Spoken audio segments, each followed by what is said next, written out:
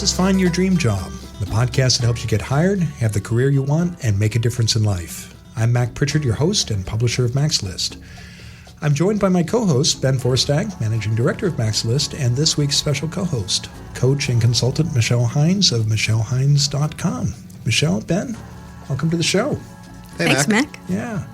Our show is brought to you by our book, Land Your Dream Job in Portland and Beyond. To learn more about the updated edition that we published on February 1st, visit maxlist.org/book. Hey, Mac. Ben here. So we wrote this book because the Portland job market is really competitive, and you need to have your A game to land a good job. So here's the million-dollar question for you. Why do you think the Portland market is such a tough place to get a job? I think it's challenging because Portland is such a desirable place to live, and the quality of life here is so good that it attracts people from around the country. And while the economy is growing, and Portland is certainly more prosperous than it has been in recent years, job growth hasn't kept pace with population growth. So it is a tight job market. And whether you're in Portland or in some other cities that have tight job markets, you need to do the same things no matter where you live. You need to have clear goals. You need to get out there and do informational interviews. And you need to grow your professional network. Our book shows you how to do that in Portland or in any other city with a tight job market.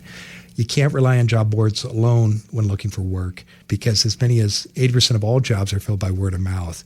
Our book shows you how to find those jobs here in Portland and in any tight job market so you can succeed and get the job you want, no matter how tight the competition may be.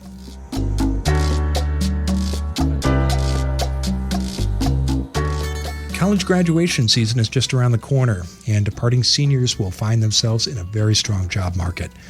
According to the Wall Street Journal, the class of 2016 may experience the best job market ever for millennials. A survey cited by the Journal says that this year, employers plan to increase hiring of new college graduates by 15%. That's good news for this year's new graduates, but no matter how low the unemployment rate, you still have to interview successfully to get the job. This week on Find Your Dream Job, we're talking about what recent college graduates need to know to nail their job interviews. Ben Forstag has found a website you can use to make sure your application contains the right keywords so that you get the interview. Our guest co-host, Michelle Hines, answers a question from a college senior who is feeling overwhelmed by her job search. And I talked to Don Raskin, who has written a book aimed at new and recent graduates that shares interview secrets and other tips you can use in a job search no matter where you are in your career. Joining us this week as our guest co-host is Michelle Hines, a career coach and consultant in Portland, Oregon. Michelle, Ben, what's the one thing you wish you knew back when you first started looking for your first full-time job after college? I wish that I had known that would take a lot longer than I thought it would. How long did it take, Michelle? It took me 6 months. Yeah. It took me 6 months of interviewing and doing temp jobs and expanding my search beyond what I originally thought that I was going to do. It took time, and I had to be more flexible than I expected. But you got the job you wanted. I got the job I wanted. Launched a new career. Yeah. How about you, Ben?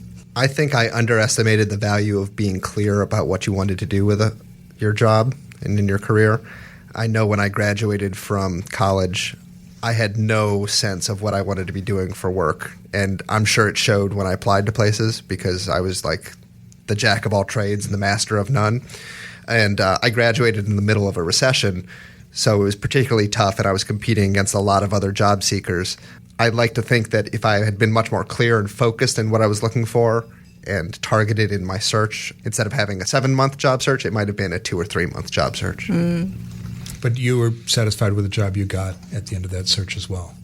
I did, although I'll be honest, I ended up going back and working for an organization that I had done a summer job with for many years. I became a full-time camp counselor for 2.5 years, which, I didn't apply for the job. They offered it to me because they knew me, and it was a fantastic experience. But I would hardly call it a career step. It was more of a treading water experience for me.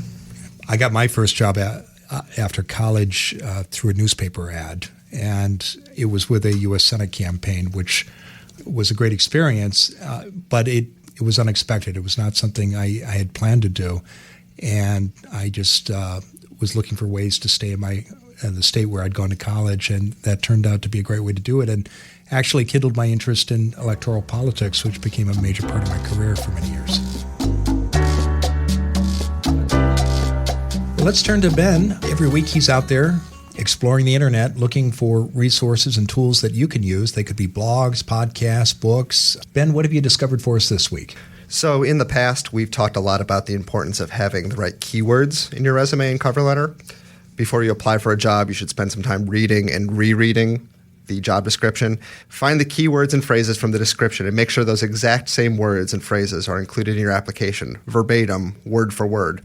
This will vastly increase your chances of getting through any automated applicant tracking systems, which rank candidates based on the keywords in their application.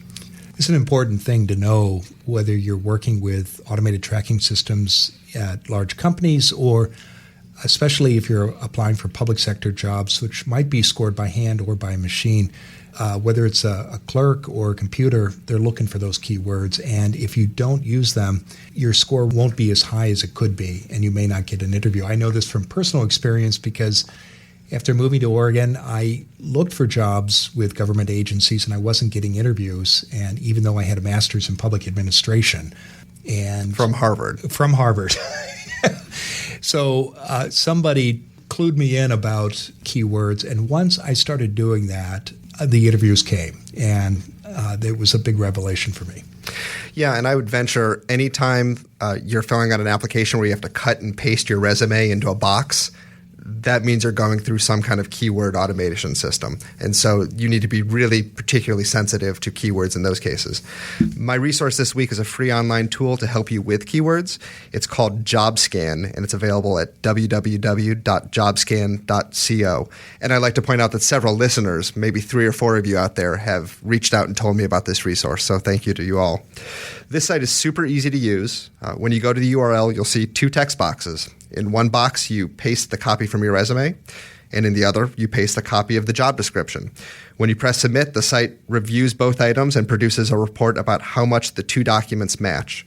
So it tracks specific terms in the job description and whether they show up on your resume, the frequency of terms in the job description relative to your resume, with the assumption here that the more often a job description mentions a specific term, the more important it is to the employer. It also tracks how your experience in education matches up with the job requirements and the hard and soft skills identified in the job description versus those in your resume. So based on this criteria, the system generates a percentage match score, which in and of itself doesn't mean a whole lot, but it does give you a benchmark for how your resume aligns with the job post as written. I tried this myself over the weekend. I compared my existing resume to a recent MaxList job post for a marketing manager. And without any customization, I got a 66% match. In terms of grades, that's a solid D, Ben. Yeah, that is a very solid D. Almost a D minus. So I'm guessing with that score, I would not have passed any keyword tracking software if I was a real applicant. But JobScan showed me areas where I could customize and tweak my resume to make it much more aligned with the job description. I literally spent 10 minutes adding and changing some specific words in my resume, and when I resubmitted it, my score jumped to 91%. Now that's an A minus. That's much better, yes. And just in 10 minutes. In just 10 minutes. And so this is not making things up out of whole cloth. It's not creating experiences that you didn't have before. It's literally just putting the right words into your resume and cover letter. So a few warnings about this tool. One, it's a free tool, and so in general, I just don't trust things that are free online all the time. I think it's important that you know what you're doing and that you go into it with open eyes. Second, as with any web application, be careful how you share your information. It's really unclear how JobScan uses the info that you share with them, whether they're saving it or storing it someplace, giving it to other companies. To be safe, I didn't actually include my contact information or name when I copied and pasted my resume up there, just my work experience. And some of the suggestions they provide to improve your score are not really practical. So, for example, I had put the job description for a marketing manager in there, and one of their suggestions was, you don't have marketing manager anywhere in your resume. You should say one of your previous jobs as marketing manager. That's not the case for me, so that was not a practical suggestion. I would never suggest making up things on your resume. That's never going to be a winning solution. But all in all, as a general reference tool, I think JobScan is really valuable, so I suggest you check it out. It's at www.jobscan.co. Great tip, Ben, and thank you for that excellent advice. Do you have an idea for Ben or a suggestion? You can write him, and we may share your idea on a future show. His address is ben@maxlist.org. Now it's time to hear from you, our listeners. Our guest co-host this week, Michelle Hines, joins us to answer one of your questions. Michelle, what are you hearing from our listeners this week? Thanks, Mac. This week's question comes from Alyssa. Alyssa is about to graduate college in a couple of months, and she says, "So far, I've done almost nothing to prepare for what comes next. I'm feeling overwhelmed, and I don't even know where to start a job search. What's the one thing I should focus on first?" First of all, Alyssa, congratulations on this upcoming milestone. As Mac started saying at the beginning of the episode, it is graduation season. I'm going to give a piece of advice that you'll hear a lot on this podcast, and that's get some folks to help you. Definitely recruit 3 or 4 people who will be your job search champions or your board of advisors over the next 3 to 6 months. I would say a couple folks who are established in their own careers, who know you, who can be honest and supportive, teachers, friends of your parents or siblings, folks who have been your supervisor in a volunteer experience or an internship. And those folks can help you figure out what is next and help you chart a path. So, Michelle, suggestions about how people could find those advisors. If you're a senior and you're probably worried about getting that term paper done or sweating out the finals, who would be on the short list? What kinds of folks? I would think about people you come in contact with every day. A professor is probably a good first choice. You probably have faculty members or staff members you have a good relationship with. You might, even when you're in the thick of finals, be volunteering or working a part-time job either on or off campus. And people that you come in contact with in those roles, I think, could be helpful. If you're part of a faith community, whether you see folks in that community every week or less frequently, I think that's a good place to encounter folks who can help you also.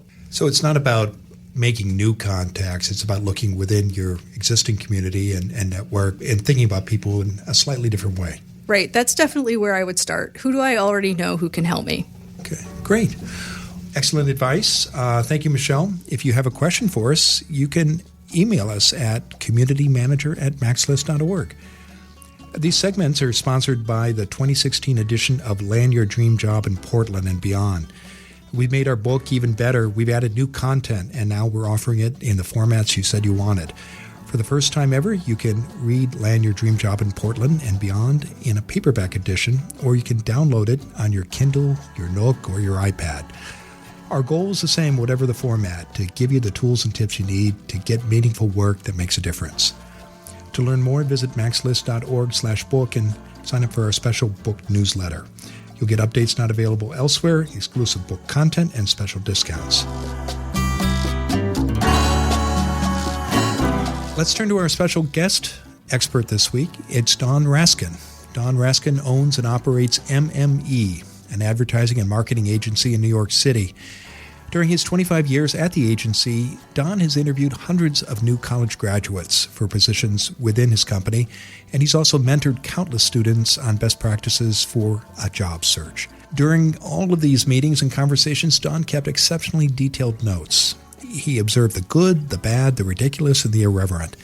Now he's transformed those countless conversations into a new book. It's called The Dirty Little Secrets of Getting Your Dream Job.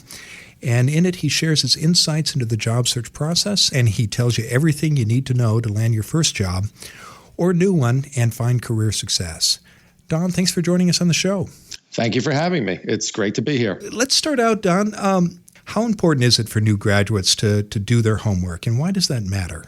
It is one of the most critical things new college graduates can do is to do their homework on the industries, the companies, the people that they're going to be interviewing with. And there are so many ways you can go about this process. You need to know everything you could possibly know about the company before you walk into an interview. You need to know about the job you're interviewing for, and you need to know about the people that you're interviewing with. So if I were to start with the company, I would say it couldn't be easier. All you need to do is go on the company's website that you're looking to interview with and pull out key facts about the company, the management team, their products and services, the company's philosophy. And you're going to use those facts in your interview, and you're going to drop them in the appropriate places while you're having your discussion with the person that you're interviewing with. It makes you look smart. It makes you look like you did your homework, and it's really important. When I have somebody who interviews with me and goes through that process, there's an automatic check plus next to them during my interview. I'm glad you broke that down, because when you say, Don, you need to know everything you possibly can know, but as you go through the steps, it's clear that you're not asking people to have an encyclopedic knowledge of the company. That's correct. Yeah, you need to go to the website and learn the basics. You need to learn the basics and just pull out some key facts. And have you found out that a lot of people don't do that? Over the years, more and more people are doing it because it's more accessible, and the schools are now doing a better job of training students. They have classwork for students in career search. So more and more people are doing it. So I find that they come in prepared. The other steps that they need to take in doing their homework is they need to know the job they're interviewing for. And the reason I say that, it seems obvious, but the reason I say that is oftentimes I'll say to the person, do you understand the job that you're interviewing for? Tell me what you think it is. And that can trip somebody up. And so what they need to do is, I have 2 tips for this. One, go back to wherever you found the job. Go to the description of the job, re-review what that job description is, and write yourself down some notes. And then go on LinkedIn and look at jobs that are similar to the job you're interviewing for and see what those requirements are. And I think if you put it all together, you'll have a pretty good feel for what the job is all about. Do you find, again, that people don't do what seems like a very basic step? That basic step, I would tell you that fewer people do that. And some people do get caught off guard when I ask them to tell me what the job is that they're interviewing for. Okay, that's surprising. What else, in your experience, can candidates do to position themselves in an interview? I think positioning is really important. I'm in marketing. We spend our lives positioning products and services, and candidates want to position themselves. And the reason why they want to do that is they want to differentiate their candidacy from the person who came in before them and the person who came in after them. And what I mean by that is, as a candidate, what do you stand for? Are you a problem solver? Are you a creative thinker? What is it that you are? And be truthful and serve that up at the right time, because we see lots and lots of candidates, and oftentimes it becomes a blur after the fact. And it really is helpful to be remembered when you are telling somebody, this is what I'm all about. So for example, I had a candidate who was interviewing for an entry-level job. And she told me in the interview that she was obsessed with writing everything down so she could stay on top of all of the details of her job and make sure that she followed up on every detail. Again, for me, this was a check plus because this was a requirement of the job. It was a job that had hundreds of tiny little details attached to it, and I needed somebody who had that in them.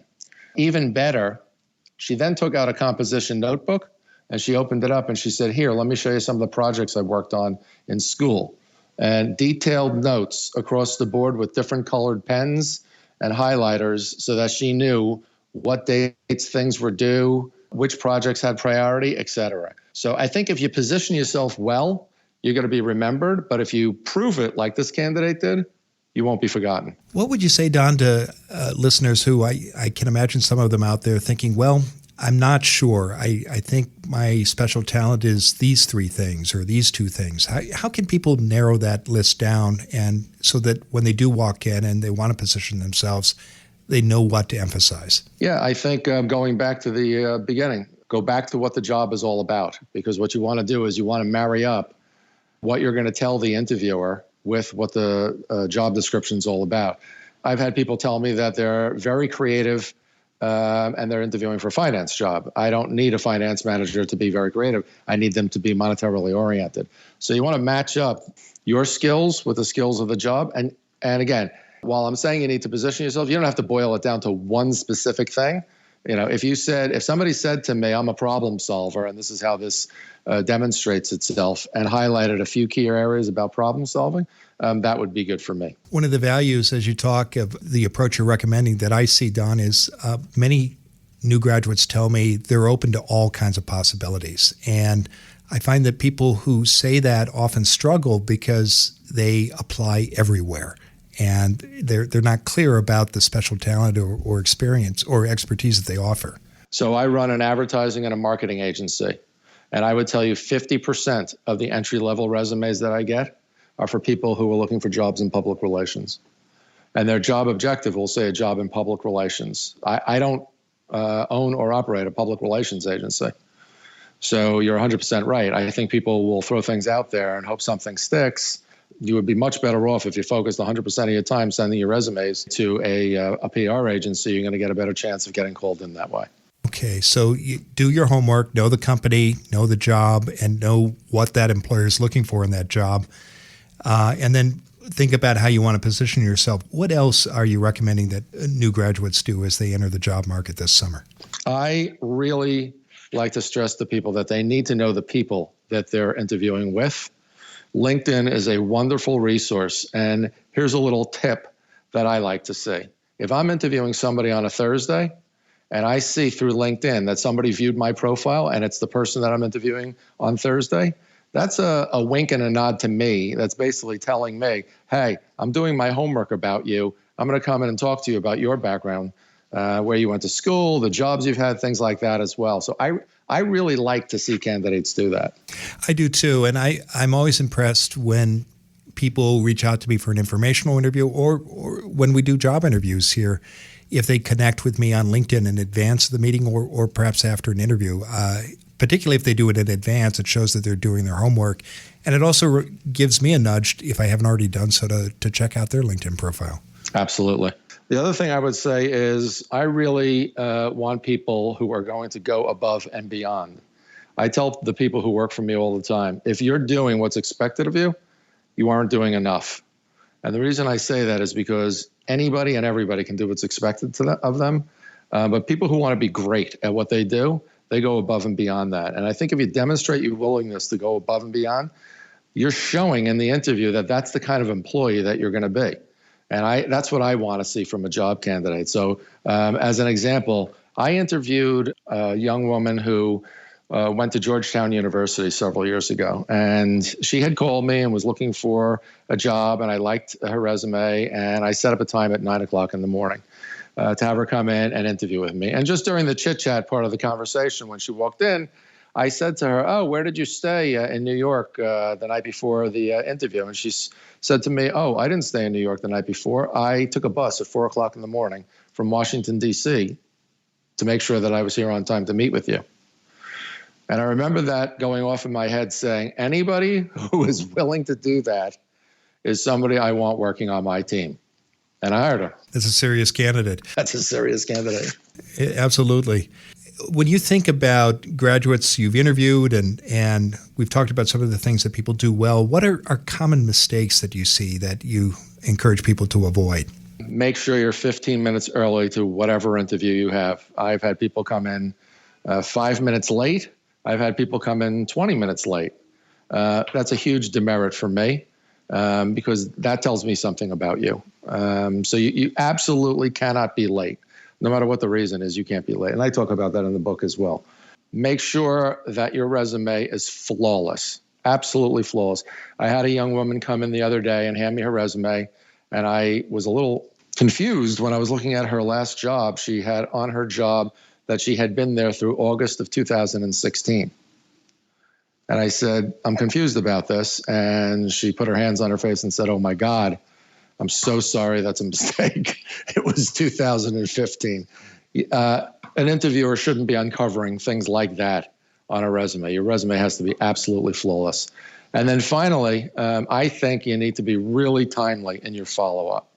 You have to write a thank you letter. It has to be at the person's desk within 24 to 48 hours, and you have to be following up with that person. You don't have to write, a letter or drop a card in the mail. I think that we're past that, but an email follow-up is absolutely critical. Sometimes people think that if the faster they get the email follow-up, the better off they'll be. So I got a lot of email follow-ups that say, thank you for your time today. I really enjoyed our conversation. I look forward to hearing from you. You really need to put more thought into it than that. You need to reiterate why you're the perfect job candidate. You need to tell them what you're going to bring to the table. If you were to be hired, you need to tell them that you're going to follow up if you don't hear back. So really take the time over 24 hours, think about what you want to say, and make sure you send an email, not just to the last person you interviewed with, but to every person that you interviewed with. Well, we have to wrap it up, Don, but other interview tips that you want to share with our listeners? I have so many of them in my book. I know, and I have the book in front of me, and it's quite thorough. I'm impressed, and I will certainly include a link to the book in the show notes, and we encourage our listeners to check it out. What else would you like to add? I'm going to give you one last tip that I think is very important because I think a lot of entry-level people undersell themselves, and that's salary negotiation. Again, as part of the homework process, go find out what the job you're interviewing pays in other companies, just like the one you're interviewing for, and try and establish a range of that pay. It might be $40,000 to $44,000. And when somebody says to you in the interview, thank you, this was fantastic, can you tell me what your salary requirement is? You need to say, based on my research, I know that the salary range for this job is between $40,000 and $44,000. So based on my 2 internships, I believe I should be at the upper end of that range. This is one of the areas that entry-level students get so uncomfortable with, and they'll often try and turn the question around and say, well, what does a job pay? I don't answer that question because I want to see how they handle themselves when the question is asked of them. But that's the best, as far as salary negotiation, you need to make a statement and make the statement based on fact, not because you just got an apartment and you need to pay your bills. You need to talk about the fact that the job in the industry pays this, and that's what I'm looking for. That's my requirement. That's excellent advice. And as an employer, I'm impressed when people come to that conversation with a specific ask and they've done the research and they're able to point to industry studies or some reputable source to make their case. Well, Don, why don't you tell us what's coming up next for you? What's next for me? Well, the book is coming out on April 5th. So book promotion, interviews, speaking engagements, going to college campuses, et cetera. That's going to be part of a very busy April for me. Coincidentally, this episode is airing first on April 6th. So the book is now available, and we encourage our listeners to go online. It's available at Barnes & Noble, and you can also find it at bookstores and other locations. To find out more about Don, visit his LinkedIn profile or write him at Gmail, and we'll include Don's Gmail address and a link to his LinkedIn page in the show notes. You can also visit the website for his marketing company. The address is www.mme.net. Don, thanks for joining us today. Thank you for having me. We're back in the Max List studio with Ben and Michelle.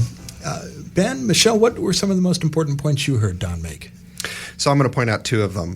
One is he mentioned the problem I had when I got out of college, which is saying I was kind of open to anything because I couldn't focus my career search on anything in particular.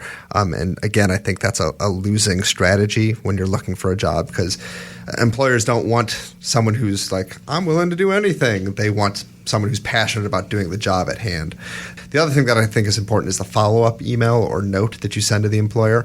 And I think he made a good point there that it can't just be a ceremonial, thanks for meeting me. It was so great meeting you as well. What impresses me most is when people recap the conversation briefly or bring up a point that we talked about, just said, I really thought your insights on X were interesting and I'd like to talk about that again in the future. That shows me that they were really listening when we had a conversation and that they had taken notes and taken away some insights from that conversation that are going to guide them on their search moving forward. Yeah, I think that any communication that sounds generic or boilerplate can sometimes hurt you more than it helps. And I think being clear about what you want and what you offer does distinguish you from the rest of the crowd because you can't be all things to all people. Mm-hmm. And you make your life a lot easier and your job search in the long run a lot shorter if you're clear about what you want and what you offer. And as I tell people, the added value here is that when you finally do get a job, it's going to be something you actually like doing instead of a job that you hate after 3 months and want to leave. Mm-hmm. Right. Yeah, that's huge. Michelle, what were you picking up on? So I picked up 2 other things. One is look for opportunities to show your track record. I loved the anecdote that Don told about the woman who pulled out her composition book and showed the way that she tracked her assignments and the kinds of work that she had done in school. Because I think that often new college graduates think they don't have something like a portfolio or a track record at work, but you do have a track record of a particular kind and you can draw on that. The other thing is the opportunities that you have during the interview process to demonstrate who you are and how you work, whether it's being a few minutes early for the interview or writing a fantastic thank you letter or taking a bus to New York at 4 o'clock in the morning. So I think those two things. I think anything you can do to stand out and show your personality and approach is always helpful. Well, thank you both, and thank you again, Don, for joining us, and thank you, our listeners. If you like what you hear on the show, you can help us by leaving a review and rating at iTunes. This helps others discover our show and helps us serve other job seekers as well. One of the reviews we received recently is from Miss Mary PDX, who writes, I always take a couple of insightful tips from the podcast. Mary goes on to say about our episode on how to return to work at any age. In this one, my takeaway was managing expectations for re-entering the job market. Taking a lesser role or a lesser paying job will likely be temporary, as once an organization recognizes your skills and contributions there, and will most likely lead to opportunities for advancement. Great reminder, says Mary. I've been there in the past. Well, thank you, Ms. Mary PDX, and thanks to the scores of other listeners who've left a review. You can leave your own comments and ratings. Just go to www.maxlist.org/iTunes.